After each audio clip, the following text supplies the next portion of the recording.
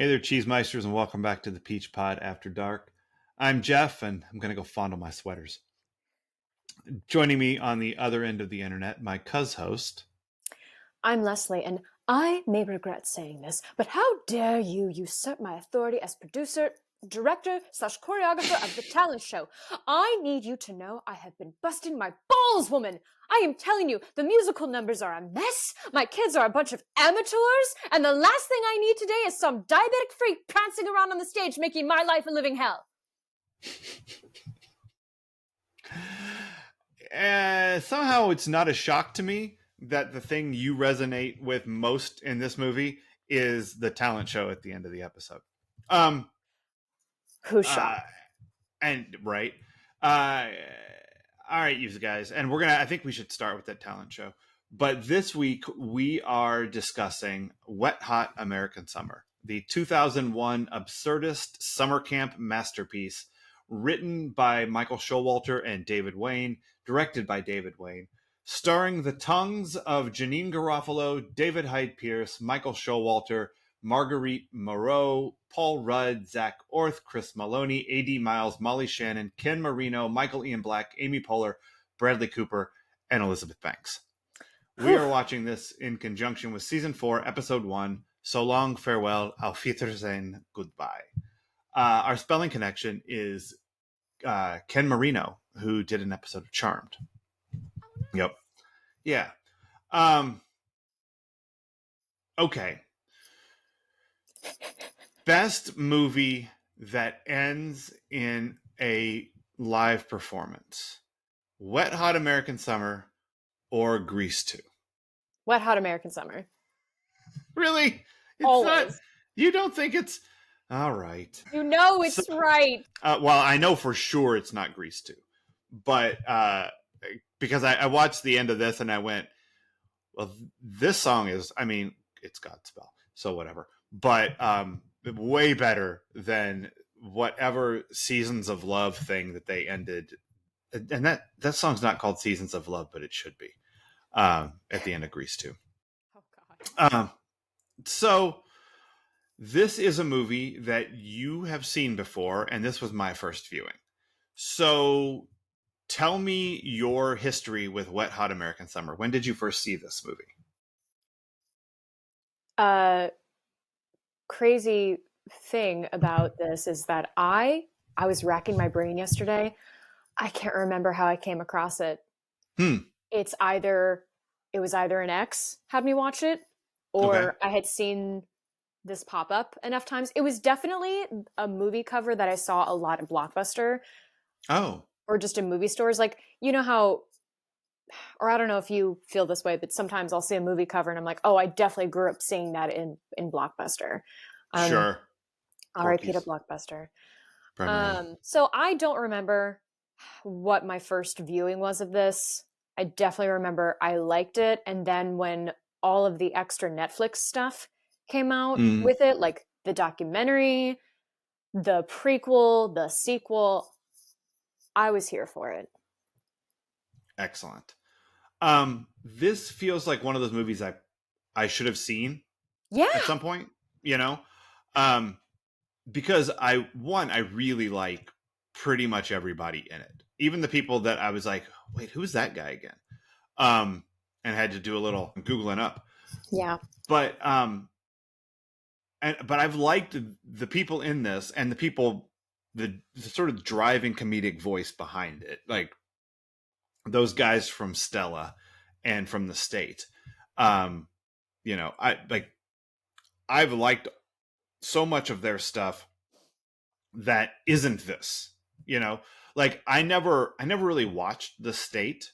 Like I'm aware of it. I know it exists. And I like, you know, I like Showalter and Michael Ian Black, and I love Thomas Lennon and like the people from Reno 911, and you know, obviously, you know, Leslie Knope and Bradley Cooper and you know Elizabeth Banks and all these people that you've seen in like a million other things.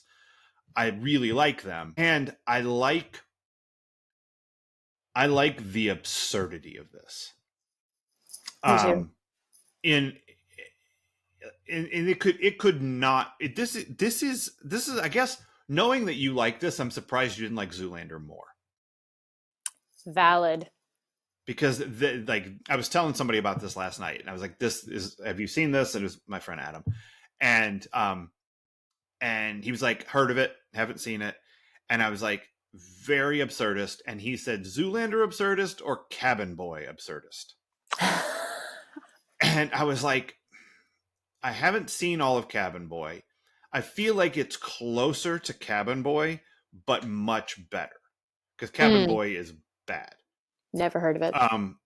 It's Chris Elliott, who he got his start like as a writer and performer on Late Night with David Letterman, and doing the weirdest shit you have seen on television, like just off the wall crazy shit. And he had this show called Get a Life, I think, that had REM's Stand as the theme song. And it lasted 1 year on Fox because it was far too weird for catching a mainstream audience. And I loved it. Like, I was like, this movie is hilarious. This guy is nuts. Very similar in tone and like worldview from like The State and Stella and you know, the Reno 911 and just like the total absurdity of it all. And so I that's Cabin Boy, and it's not very good. But this is so fucking silly. But I look at it the way I look at Zoolander, where like the reason it works is because it commits in every breath to how ridiculous this is. Like from the opening of the movie, which starts out with the campers, not the counselors, the campers waking up in the girls' bunk, all the boys getting up and like, we got to get out of here before we get caught. And then when they run out, everybody from every other cabin is also running to get back to their own cabin, and the counselors are just watching. You should be in bed. Like, it's so dumb. Like, it is to take. This is what the whole movie does. Is it takes this one thing that happens in summer camp movies, and it makes it the biggest, dumbest version of that you could possibly imagine. Yeah. And then it does it for about 30 to 45 seconds longer than it probably needs to. And it's that level of commitment to the absurdity of it all that makes this thing just hum. Just right along. So did you love it when you first saw it? Did you have to grow into it, or did it just hit you? I imagine I had to grow into it, like, because luckily, as absurd as it is, I feel like there's a little bit of something for everyone across the board. Like, if you don't find the can funny, you're going to find all the making out to be funny. If you if the super absurd stuff is too off the wall for you, there's some less absurd stuff or less surreal stuff that you'll find funny. Is there what is the least absurd thing that happens in this movie? I'm wondering if because everything I think of is the most absurd thing I've ever seen. I mean, all of the making out, I feel like is the least absurd because that's being a teenager. Now, the way they make out is absurd. And a kid drowns. Like, a kid drowns during a ridiculously long makeout scene. Like, that's the most absurd shit I've ever seen. You know, one kid hooks up. He pairs off with Molly Shannon, and they leave. There are two different. I think they're engaged. They're engaged. Oh yeah. What the fuck? So I don't know what the least absurd thing is, but all that to say, I would wager I liked it and I didn't fully get it, and I've grown into it. And I mean, here's the thing. You've got summer. Nostalgia for that right away. You've got people playing teenagers. Yep. again, How to Hook Me. Right. Um, I feel like those are two big things with me. Like, I love a summer flick. I love anything about, I shouldn't say anything. I love a lot of things about teens, you know. Hmm. I'm a sucker for that. And then, you know, I do like comedy. As hard as it is for me to figure out what comedy I like. Um, you know, oh, and also this had a very indie film vibe to it. Like, it did not do well. It's so small Right. budget. Um, This they movie had to cost $8. I mean, shoot. Oh my god, it rained for I saw most of that. the time they were there. I I think there were saw that. 3 days they had sun, and they were like, "Go!" I mean, in one of the scenes, I looked for it this time because I was trying to pick out when they were inside, and there was Mm. one time where you could see behind them that it was just pouring outside. Oh, funny.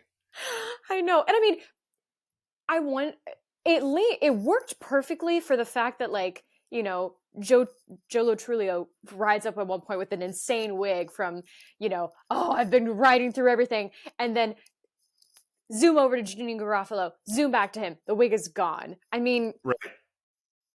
Yeah. Um, I mean that the the Ken Marino running back and being chased by on the motorcycle, and that he like the thing that helps him get away is the smallest bale of hay that anyone's ever seen, and he can't ride his bike around it, but he's able to jump over. I mean, it's just, and they like the kids are going to go over the rapids, and every time they cut back, it's the same clip of the kids in the same exact position. They haven't moved an inch. I mean, I mean, everything about it is the most ridiculous, and that's why this thing works for me. Um, it doesn't have a plot that matters. I mean, it's one trope after another blown up into more than it could be, more than it needs to be, but the right amount of ridiculous. it reminded me a little bit of Dazed and Confused in that the plot is it's the last day of something. Uh huh. We go from there. That's where you get all the stories from. That's how you get all these people together. And Yeah. also, it's another film that I feel like jump started a lot of careers. Oh, sure. Yeah. The number of people in this who, I don't know. Janine Garofalo was famous already. Yeah. Um, David Hyde so Pierce. David I. Pierce was already on Frasier. Um, anyone who was on The State was already known by the subset of the world that watched The State, which is a small subset of the world. I don't know that Um, show. it was a sketch comedy show on MTV in the 90s. Oh, okay. And it was like, here, let me tell you who was on it. Here's the cast. Oh god, there's a lot of people on here. Um, Name five. okay. Michael Ian Black, Okay. Carrie Kenny from Reno 911, Thomas Lennon, Joe Lo Truglio. That's how I assume it's pronounced. I'm not entirely sure. Yeah. Ken Marino, Michael Showalter, David Wayne, uh, like those are, and Kevin Allison, who I don't know, Robert Ben Garant, I don't know him. But it's just a bunch of weirdos. Yeah. Like their sense of humor is so specific and strange, and they'll take the joke and just taffy it out, and it's the kind of thing. So I was telling somebody about this last night. I looked it up on IMDb, and this movie has a 38% critic approval rating. Yeah. And I am surprised that 38% of the people vibrate on this frequency. I think that's a high number. The fan on what do they call it, the popcorn meter or whatever, Oh, on there is yeah. like 75%. Like it's a cult movie. Yeah. But so I think 38% is crazy. But I think that for 12 to 17% of the population, they left this movie saying, "This is my Bible. This That's is wild. everything I believe in. I will live my life in homage to this movie." It's gotta have, because it's so specific. And Yeah. if you're a person who this is your jam, this is all the way your jam.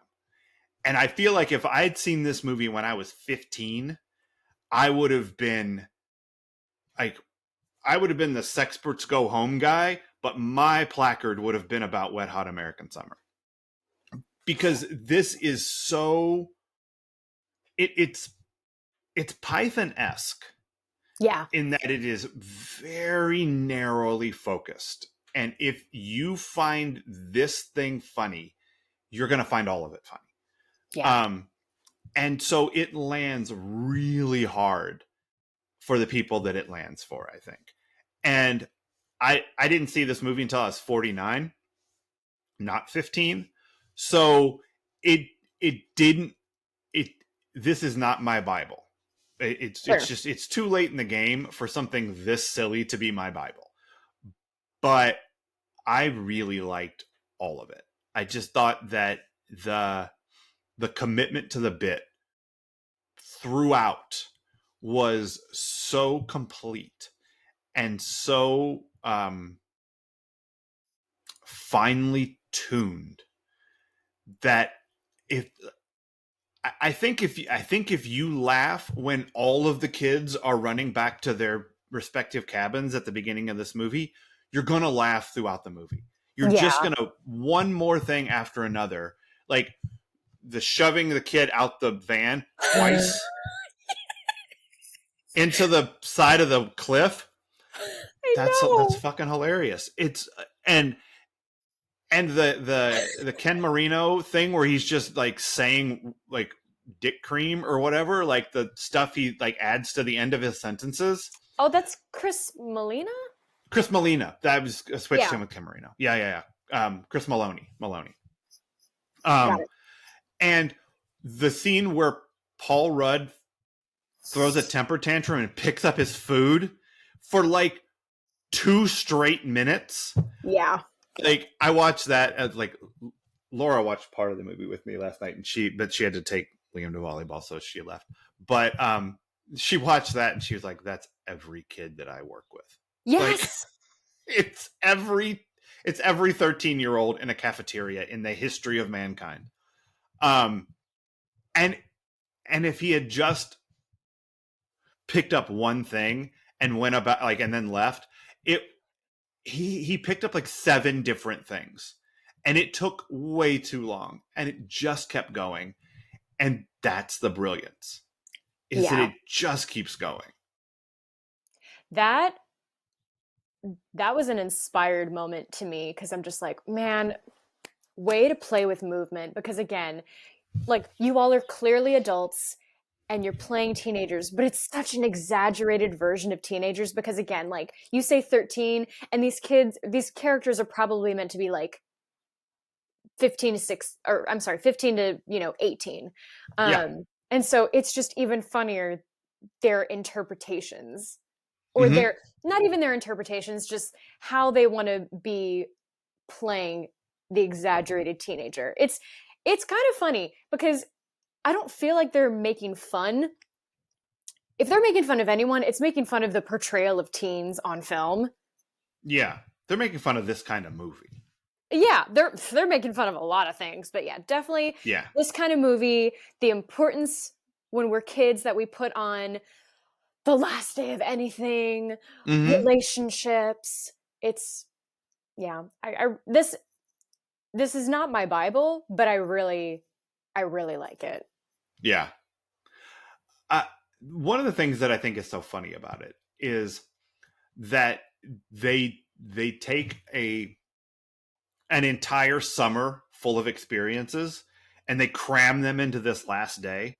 and each one of them goes all the way to the conclusion of the, like, every storyline is so dumb. Like, they announce planned and performed an entire show in one day. Yeah. Um, they the Inside kids figured out that Skylab was going to crash on top of them, figured out how to redirect it, made the science, and did it and saved the world. Like, I don't know if you felt the end of Real Genius there with the popcorn, but I did. I didn't, but that's a good point. Yeah, it's the nerds save the day. Like, Yeah. but they did it all in one afternoon. They drove to the river, which was like 4 hours away, abandoned the children, ran home to get laid,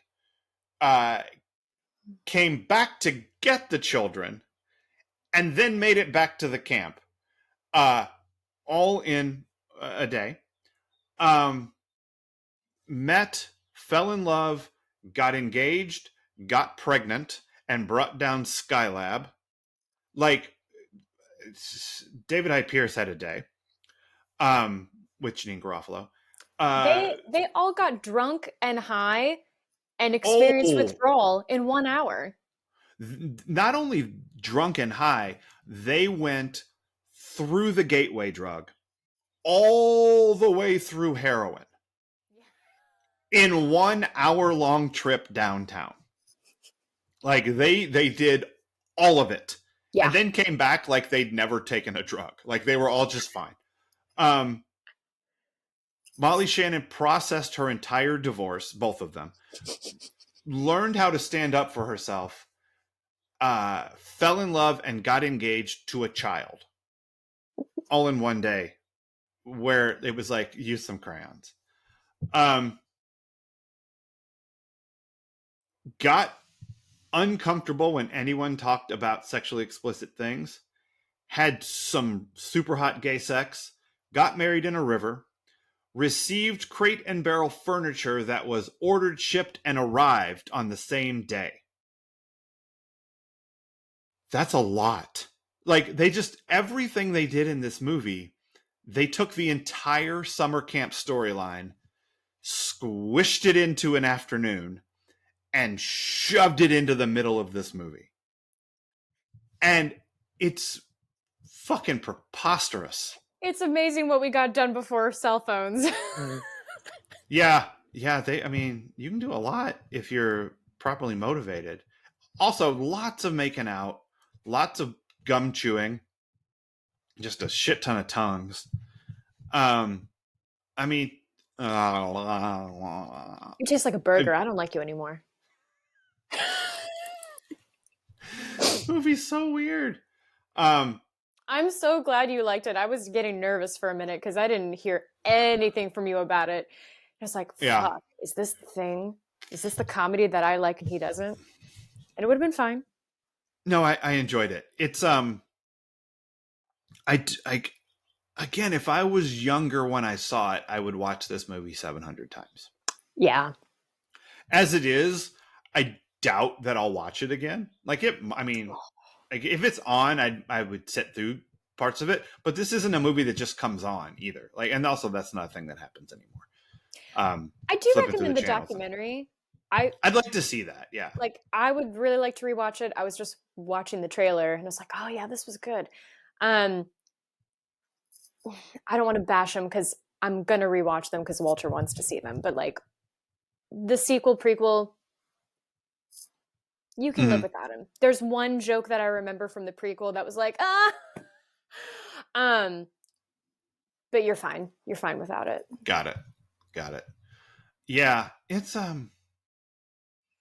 there's just something about, like, this reminded me, and I think the state is probably this way, reminded me of Kids in the Hall. Did you ever watch Kids in the Hall? No, sadly. Kids in the Hall is weird. It's a sketch comedy show, bunch of Canadians. And the weird thing to me about Kids in the Hall is I found that either an entire episode of sketches is the funniest thing I've ever seen, or none of it works. Like, it's not like you'll put it on and there'll be like 2 funny things per 6. It's like, either the whole thing is killer or all of it's terrible. Yeah. And it's really weird shit. Like it's the chicken lady who rides the little, you put a quarter operated ride outside of the store, rides that thing and comes like a chicken repeatedly over and over again. It's amazing. It's the guy who does I'm crushing your head. I'm crushing your head. Like, this is the whole bit, is just him being angry at people and crushing their heads. Very weird. My favorite thing of this whole thing, and it's so specific, is it's a sketch about racquetball. Okay.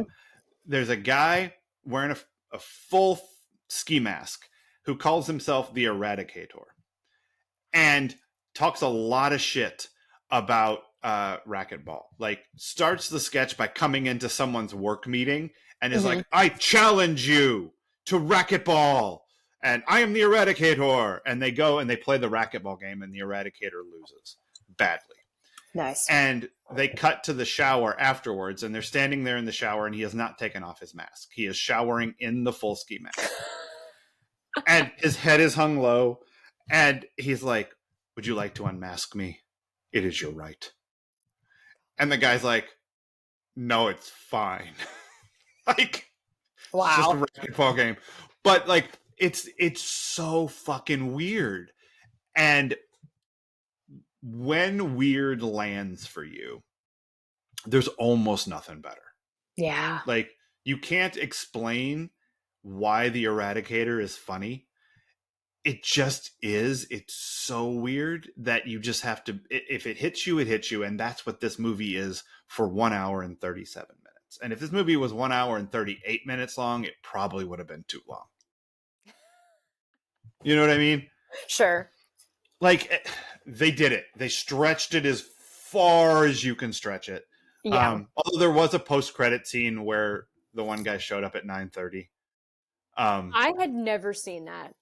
It's funny. I did like and this is, again, the fucking absurdity of it, where they're sitting there and they're like, 10 years from now, we're all going to get together. And then they have a whole discussion about the time of the meeting. And they land on a time. And then I think it's Michael Ian Black is like, good, because I have something at 11. Yeah, and I've already switched it twice. I don't want to switch it again. Yeah, in 10 years, I've got an 11 o'clock that I just can't get out of. Yeah. It's so dumb. But it's like, it's exactly the right joke for that level of stupidity. What else about this movie is like, because there's one other thing that I thought was funny about it. But you know, I've been driving the boat, been driving this car into the cliff, into the tree. God damn, that tree hit. Oh my God. Again, the things anytime you had the brief sense of, oh, it's normal, we're taking a break, it would be absurd again. Like, this movie kind of does the opposite of what maybe like a horror film does. You know, you're fine, you're relaxed, and okay, we get a break, and then all of a sudden someone's dead, or you know, jump scare. So yeah, I liked that. And again, I feel like it is so strange that I like this movie as much as I do, but things just, you hit me at the right time, or you hit me in the right way, and you know, I'm all about it. Gosh, I don't know. I feel like we've covered a lot of what I like about it so far, you know, because I like that it's a parody, and yet it also doesn't really feel like a parody. Like, this is as earnest as it is hilarious. You know, everyone is fully committed and exaggerated. It's, I don't know, there's something seamless about it in all of its, you know, crazy, zany disjointedness. Yeah. I mean, it is thematically consistent from start to finish, and it's tonally consistent from start to finish. Like, there's nothing about this that feels like it's in a different movie.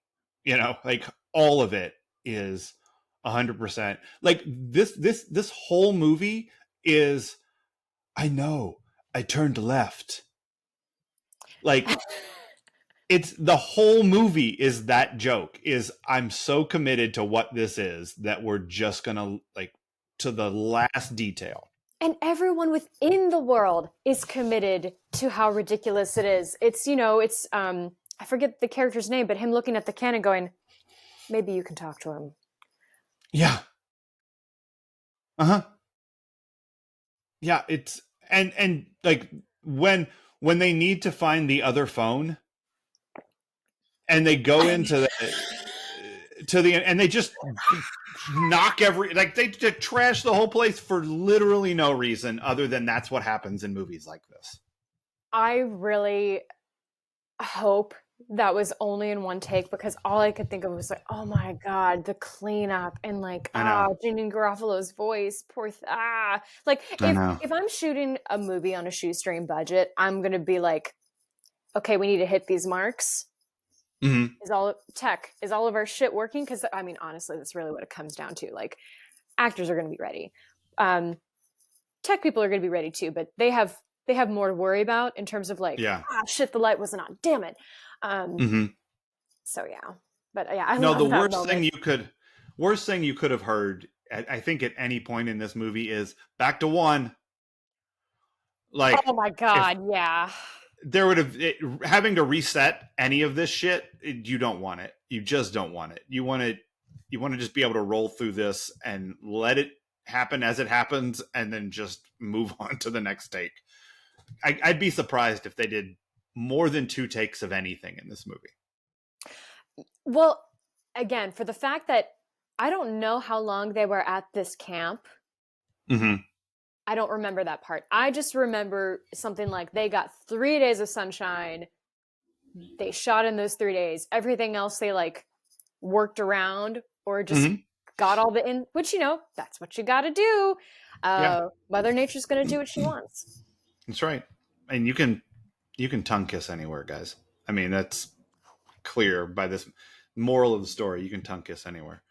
That's one of the other things I thought was like funny about this, is that it's like, it's just nothing but lessons shoved into the last 35 seconds of this movie. Like the whole, like, you need to accept yourself for who you are. What? That Maloney goes through with all of his weird, like, if you're going to go fondle your sweaters, just own it. Yeah. Just tell people that you're going to fondle your sweaters. It's weird. It's okay. You want to hump a fridge? Go ahead. Here, I'll bring you the fridge. I know. What is happening in this ridiculous movie? But then there's like that you have to stand up for yourself, and the guy from Big Bang Theory that's on the stage at the end who like controls the wind or whatever he does that makes everybody so hot. Like, don't know what is happening there. It's like if I didn't understand the ending of Napoleon Dynamite. Like, I understand Napoleon's dance. It's funny. It's like, he's worked on it, like we saw this. I don't know why he's doing this dance and why this was the thing that he felt like he had to do, but at least I understood what it was. I don't understand whatever. I don't know what he's doing. Hey, my favorite absurdist trait is throw in a dance number. I love that shit. Like, that may be the only way I ever get to like dance or sing on film, is they're like, just throw in this number. Do it. Also, like, kissing with your tongue, do it. Always use gum, do it. Your nerds and your weirdos are going to save the day. You don't even need credit for it. Like, they're landing all of those lessons at the end of this movie. And it's like, okay. All right, fine. Just go ahead. All right. Speaking of deep tongue kissing and sticks of gum, let's have some adventures in intimacy. Oh man, buckle in. We're going to be here for another hour. I mean, it's a teen movie, or it's about teens. There's going to be a lot of kissing. and a lot of variety. What's great, oh my God. Okay, so yeah, we'll start with that because there's a lot. I mean, it's not even subtle. And that's the point. It's It's the a point. lot Yeah. of comedic intimacy, which we've talked about before. And honestly, it wasn't until this movie that I went, okay, I can see where it's not going to be something I ever feel okay choreographing. Like, I'm going to have to know. You know what? I would probably just need to have worked with the actors before to feel like, okay, I know you all are comfortable with each other. I know you all have done the work. We also have mouthwash. Like, as long as people are taking care of themselves and each other, that's my main thing. No one's being disgusting and eating an onion burger beforehand to gross out their partner. Fuck that shit. That's disgusting and Yeah. that's cruel. But I mean, you're a bad kisser when you start out, or like, you Right. over exaggerate because you think that's what you're supposed to do. And this is like the definition of exaggeration, this movie. It is. So it is really funny, especially Paul Rudd and Elizabeth Banks. No notes, just dynamic. I mean, they're tonguing at one point and just I know. together. And like, I feel like that might be the first time that I really laughed and wasn't super grossed out because I went, you know what? They really leaned into it. They went for it. Yeah, again, it just depends on what the thing is. Oh man, there's the exaggerated ball grab that like lifts him up. That was really funny, Yep. Obviously, wouldn't grab it. You'd grab like the leg. But most likely wasn't even grabbing that, or who knows. Right. They really had to. I'm raising my hands and slapping my lap a lot, so hopefully that's not picking up. You have vast age differences. Like, the kids are kids. Right. And luckily, anything that happens between the kids, it's under the your covers. Hands are magic. Oh my! We'll get to that. Like, the canoodling under the covers, we just see the feet. We don't see anything else. And like, all you have to do is, I mean, hopefully, again, you don't have kids being gross. Like, you just go, just move your arms around. Just move your arms around. Move your body. You all shouldn't be touching each other. Just move. Make movements. We're going to focus on your feet, and everything else will read. And then other than that, I mean, and the kid rubbing Molly Shannon's shoulders. So funny. Like, there are two age gap relationships in this. Obviously one is weirder than the other because it's a little kid, but it's funny because it is so ridiculous. And there's nothing ever like, he's just understanding. He's rubbing her shoulders, like, relax. Talking like an adult. And I think all she does is have her arm around him at one point, or like linked arms. It's very cute and chaste. And that's how you make something like that funny. Yeah. And same with like Janeane Garofalo's character and David Hyde Pierce. Like, I'm going to assume there's like maybe a 10-year age difference, but they're both adults. They're both playing. In the like in kayfabe, like the characters are that different from each other. Kayfabe, I feel like in real life they're like the same age. Oh, I'm guessing. I mean, I'll look it up.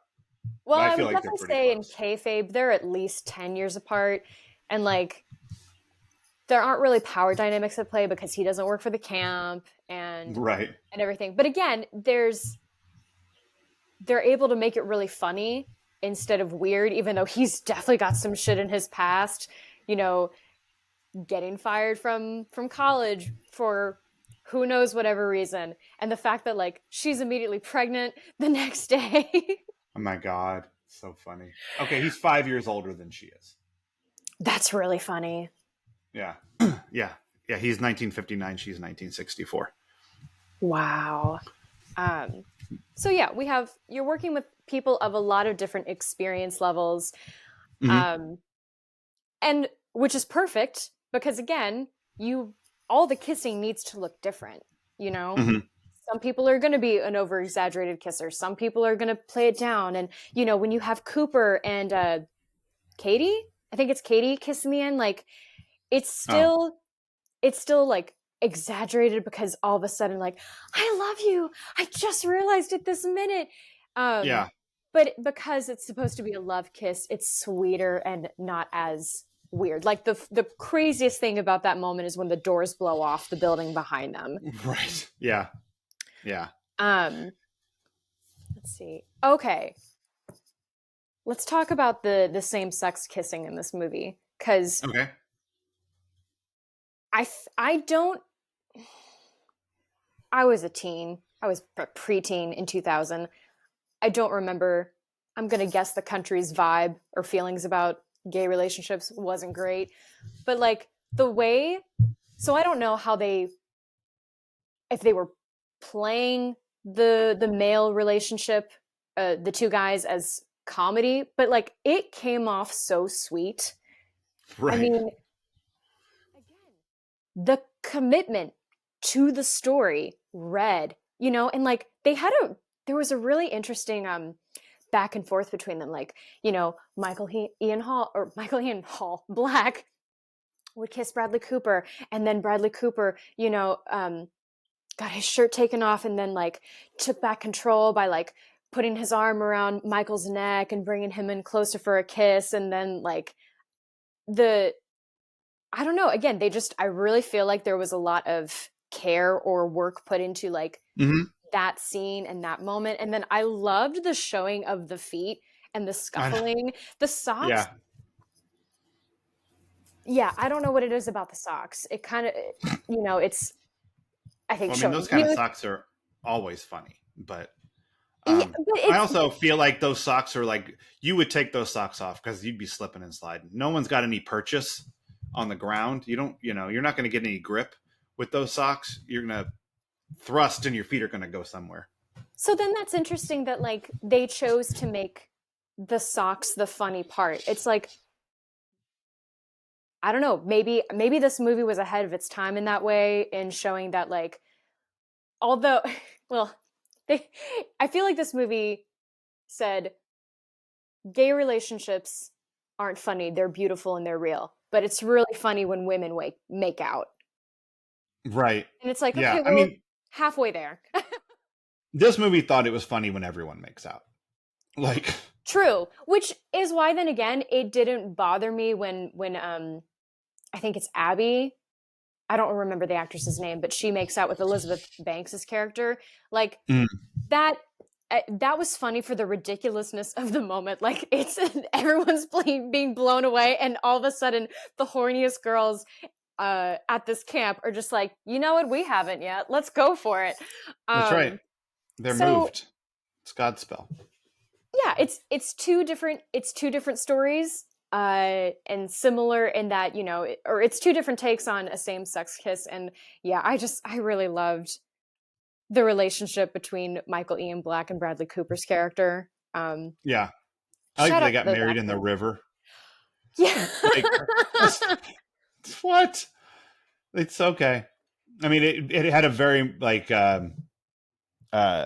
you know, Pete and Delmer getting saved vibe, but you know, it just again, it's everything in this movie taken to the silliest outcome. Yeah. You know, the fuck, I didn't even know Crate and Barrel was around in 2001, but I guess it was. I guess Crate and Barrel existed when I moved here, so that it would have been around. Yeah. But they're not drop shipping it in one day. Like that's No. ridiculous. That might be the most ridiculous thing in this movie is that the Crate and Barrel thing showed up that day. That's fair. Yeah, it's Um not likely. yeah, I could talk about that scene so much, but I don't know if people want me to go, or if, I don't know.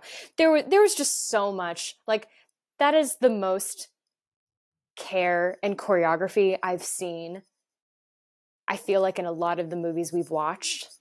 Hmm. In Michael Ian Black and Bradley Cooper's scene in the tube Yeah. sock scene. And again, for the fact that like, as far as we know, I don't know what Michael Ian Black's sexuality is, but like they're both straight, and in the era of gay panic, these actors they look completely comfortable.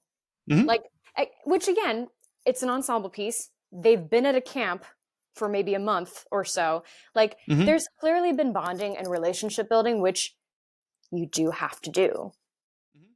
Um, there's not always time for it, but that's why we make time. That's why you just give each other gum. Yeah, the the gum thing was great. I'm not. I don't know what exactly that might just be a thing that they thought like, oh, kids swapping gum, or this is the precursor. Like, we're not sharing a smoke together. I'm not lighting your cigarette. It's the swapping of gum. It's the It's yeah, it's an indicator. Like, you're getting fresh breath. We're doing this to make out. Like, let me give you some gum. Now we're gonna make out. Oh, you brought the gum. Okay, well now I know what's up. yeah, You yeah. know, Also a good stand-in for like, did you bring protection or something? right? Yeah, yeah. It's Yeah. mouth protection. It's the only way you can go that open with tongue. Oh my God. Yeah. You know what? I'll give them that. They at least had gum. I don't know how much Mhm. mouthwash was happening. Um, The last thing I noted for the intimacy that I enjoyed was them making fun of, giving the girl or giving someone Oh, the jacket the thing. jacket, like, and then them So swapping dumb. back and forth, and him because I love he's cold and she gives him something and she's like, oh, now I'm cold, and he's, oh well, I'm not giving it back, or I could give you my flannel, and like Yeah. it was so funny, and yeah, one of the bits that like definitely goes on too long. They bring it back later when there's a little present, and she pulls out this flannel that clearly wouldn't fit in there. Um, Again, I didn't even see that. I missed that. yeah, it's when what's his name is making the winds Uh occur. huh. Excuse me. You know, poking fun at the fact that men have to give clothes to women because they won't wear anything to warm Right. themselves. Even though she totally has a jacket on and, gives it to him. And yeah, I thought that was really funny, that bit. Yeah, I did too. I mean, it's a send up because we've seen that scene a million times. The guy gives his coat to the girl, and then she puts it on, but she didn't put her arms in it, and then it's like and then he puts his arm around her, and now they're having a moment, and yeah, they just took it and made it the silliest, stupid way to do it that they could ever do it, and that's every beat in this movie is that. Um, the tongue thing though reminded me. You haven't seen The Jerk, have you? No. We got to watch The Jerk at some point because Yeah. it's amazing. But there's a scene with Steve Martin and Bernadette Peters where he goes in to kiss her and he just up the side of her Uh, face, just licks the entire side of her face, and it's just perfect. Like, it's so dumb. Um, this movie. until Go ahead. it is stupid. Until this face stops producing moisture on its own, no one will be licking this face. I No don't one's care gonna for lick the how whole much thing. money. I don't care if it's Daniel Radcliffe. You heard it. Uh, No. ooh. All right. We're starting to GoFundMe. Get Danny Rads to lick Leslie's face. I don't know how much it'll take for him to do that or for her to allow it to happen, but let's make it happen. Oh my God. Call her bluff. Call her bluff. That'd be really funny. You do it for a stick of juicy fruit. Ew. See, I'm not a gum person, so like that never would have worked on me. I tell you what, the choice of juicy fruit is inspired because juicy fruit is the best tasting gum. Like that, I'll fight you. It's the best tasting gum. The problem with juicy fruit is that the flavor only lasts for about 7 chews. Oh. Like, it's gone in under 30 seconds, and then you're just chewing whale blubber or whatever gum is made of, and there's just no flavor left in the world. So like, if you're gonna make out for 3.5 seconds, juicy fruit is a great choice. If it's Yeah. going beyond that, you have outlasted your gum. um so I'm thumbs up for that. I think the last thing I'll say to reiterate about like intimacy in this is this movie shows why it is so important to make time for ensemble building, because there Mm, are relationships on relationships. And I don't really have notes. Everyone did a good job of differentiating, like, ooh, why I'm into Paul Rudd's character versus, but I also like Cooper and he's a different kind of Hmm. intimacy and love. Like everyone just did such a good job. And you only get that by making time and putting people in the same place. So, yeah, just make time, make time, Yeah, find the money. There are grants, there's GoFundMe. There's no reason not to make time for this shit anymore. If you want a good do product, it. make the fucking time. Agreed. All right. Let's go deep into the woods. That's where Needle Drop Forest is this week. The soundtrack for this movie is like um, a worse version of Dazed and Confused. Um, A little bit. like, Yeah. yeah, like I like some of these songs. It's fine. The thing that killed me about this movie was music wise was the choice to do Godspell. Tell me more. It is the most stereotypical we're putting on a summer camp performance thing you could choose. The choice of Day by Day is inspired because it's like everything else in this movie. It's it's the most basic bitch choice you could make, and thus it is perfect. And I've been singing it all night, like since I watched this last night through today, day by day. I don't even like Godspell that much. Like, give me Stop it there. Superstar. I I'm more. love It's Godspell. Godspell's fine. It's fine. I like Superstar better. I know. But Day by Day is the perfect song for this kind of end of summer performance, especially in 1981. It like it's one that everyone's going to be. You can't help yourself when it starts. You got to get into it. You're feeling it. You're singing along. Uh, and it just lands all of it for me. Couldn't be a better choice. And then it's even better when they boo them all at the end. Yes, yes, and they do a great job. Yeah. Yeah, it is a perfectly acceptable day by day performance, even down to the Superman and the suspenders. Like it's they got it all. They're doing the Godspell. Yeah. But yeah, I definitely relate to Susie in that, except I had that same energy as an actor, as a kid actor, and not getting to direct or choreograph. So high school kids loved working with me when I was a child. Oh, I'm certain of it. I bet you had notes. Listen, at least they had to this is the one good time it was great having a mom for a teacher because she taught all of them, so they couldn't be mean to me. Right. Yeah. You had a shield. You were protected. Your mom was your stick of gum. Yes. Yeah. Um, okay. What else time?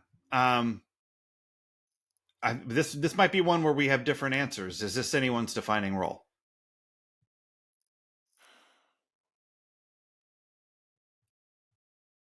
I don't maybe Michael Showalter as an actor, like Mm-hmm. I know him from this. If I see Yeah. him, I'm like, "Oh yes, that guy." Yeah. Sure. Um I feel okay. The two guys who are one of them works in the kitchen and the other one works. He has the longer hair and the green shirt. They are Yeah. so underrated, and I don't know what else they've done. Like I would only know them from this. Um, you know, Well, you're not talking about Maloney, right? no, no. Okay. Yeah. Although this, you know what? I know he's done. I know he's been on Law and Order, but yeah, I would only know Maloney from this. Um, Oh, wow. I know Ken Marino first from Dawson's Creek, which I know is, it is what it is, and I'm happy about it. Um, Everyone Yeah. else, I definitely know from other stuff. Yeah. Like Janine Garofalo sort of Reality exists on Bites. her own, but it's Reality Bites is her like big thing. Obviously David Hyde Pierce is Niles. Uh, Showalter, I just sort of know as being Showalter.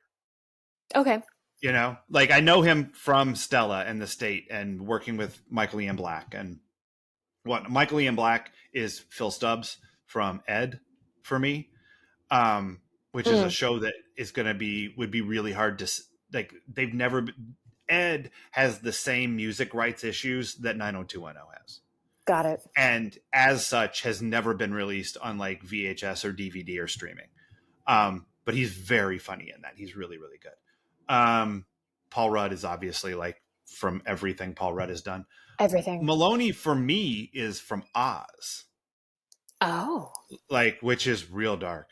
Um, Molly Shannon, SNL. yeah. Marino for me was Veronica Mars.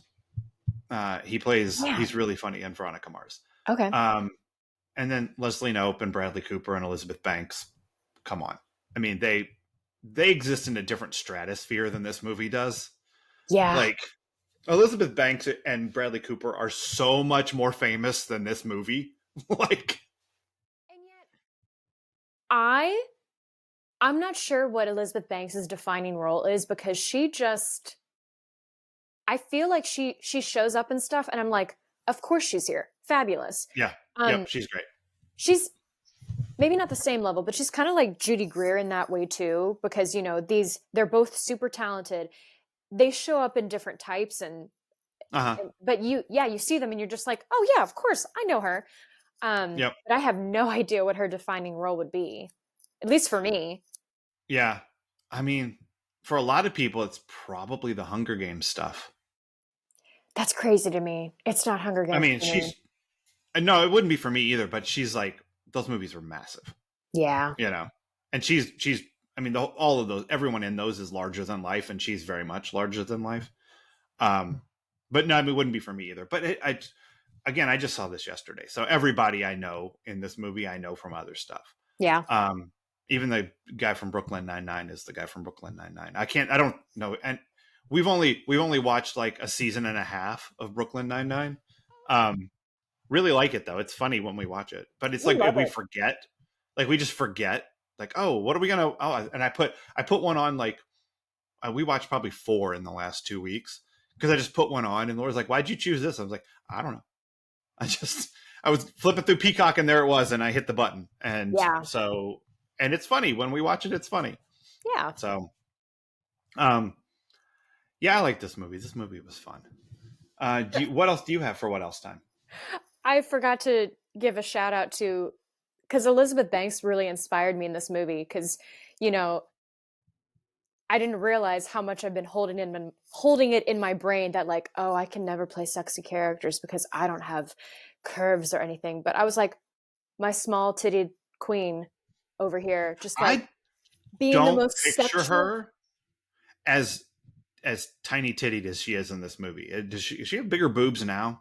Well, I mean, I would hope they get bigger. I'm still hoping. Um, you know what? The thing for me might just be I know Fingers crossed. it might I take having a must. I must increase my bust. but yeah, no, she's definitely smaller in this, but again, she was probably in her 20s and like again, I I think people are still developing, Yeah, all possibly. timelines I are just different. I like when I saw her in this and in like the tiny little bikini she had on. I was like, I I thought she had boobs. Like I didn't think she had like massive boobs, but I thought she had boobs. And in this movie, she doesn't have any. Like there's just nothing going on there. Yeah, and she's just again, the way she played up being super sexual and seductive even when smeared with barbecue sauce is just Oh my god, that barbecue sauce. I know people get tired of the overuse of this word, but I don't care. It's iconic and it's inspired. What are you doing? Why are you doing this? Why are you Yeah, doing this? yeah. Yeah, I Barbecue love her. sauce. I love her in this. You know what? This is her defining role for me. I love her in Nice. this. Very good. All right, what is this the EST of for you? Oh, I wrote this down because I always forget. This is definitely the most eventful last day of camp ever. Yeah. Yeah. That's very true. You couldn't squeeze one more thing in here if you tried. One more Um, tongue, maybe. um, for me, this is the cultist of cult comedies. Like, this movie only works for a small slice of the population. Yeah. And for that population, as stated previously, it is their Bible. It just would have to be. This is Rocky Horror level cult. Oh, You but know, it's better than Rocky Horror. I said I it. agree, but they're very different. They're just different Yeah. things. And I agree, this movie's better than Rocky Horror. The music in Rocky Horror is better than this, most of it. Sure. But no, this movie is better than Rocky Horror. But it's not as big a cult classic as Rocky Horror. I don't think. No, because if you did, you couldn't have an audience response or yelling at this movie because then you're going to miss jokes. Yeah. There's no There's downtime. not enough space. No. Yeah.